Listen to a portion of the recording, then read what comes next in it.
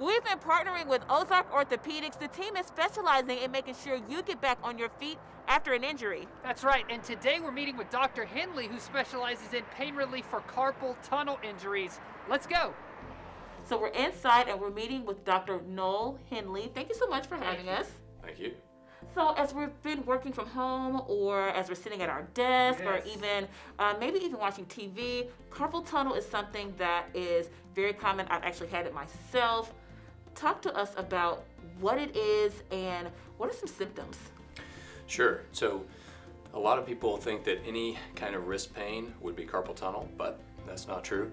You can have lots of things that cause wrist pain, tendonitis, an injury, of course, but carpal tunnel is one of those things.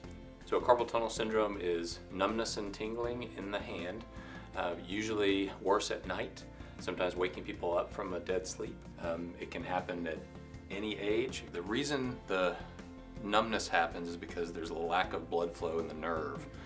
And so carpal tunnel is literally a tunnel in the wrist, so it's right here.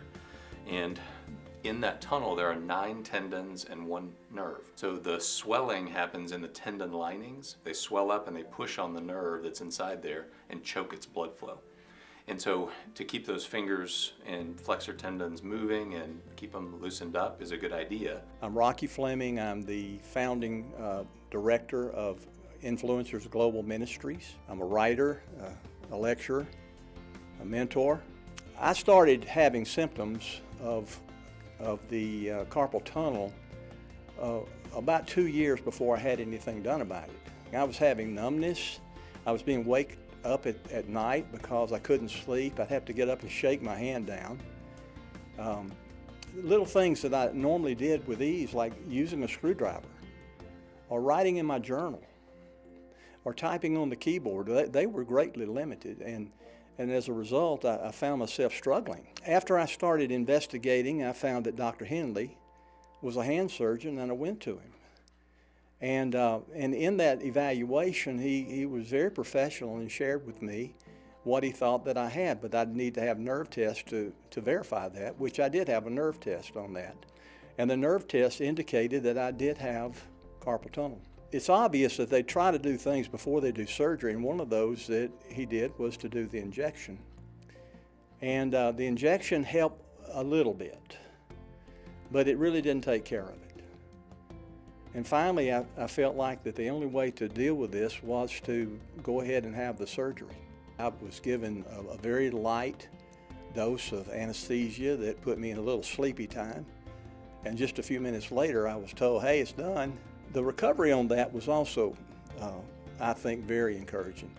I didn't really have any of the painful symptoms anymore, but I had some immediate relief from it. I didn't have the numbness anymore, and through the weeks, my wrist began to get stronger and stronger and stronger.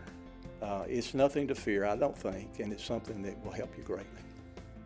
So let's say you get to the point where you realize that you are going to need to have that surgery. Mm-hmm. Surgery is a scary word for me, probably for a lot of people. Mm-hmm. Can you kind of walk us through what that process is like? Yeah, sure. It's generally a surgery that's done with you mostly awake, which sounds scary, but they give you some sedative and make you sleepy for about 4 minutes, and then I put in some numbing medicine. And so in the actual operation itself, you're kind of half awake. There's a drape up, of course you don't see anything, but that way you're waking up faster. There's not a tube in your throat most of the time. The surgery takes about 7 minutes once the skin is opened up. And once the surgery is over, you're in a soft bandage and you're moving it right away, even in the recovery room, moving your fingers. But usually that recovery time works in 2 phases. The nighttime stuff, the nighttime waking up and the pain, that gets better really fast, sometimes that night. And then the leftover tingling during the day or with activities, that can take several months, even up to a year or so for that to completely go away, depending on age of the patient and severity and things like that.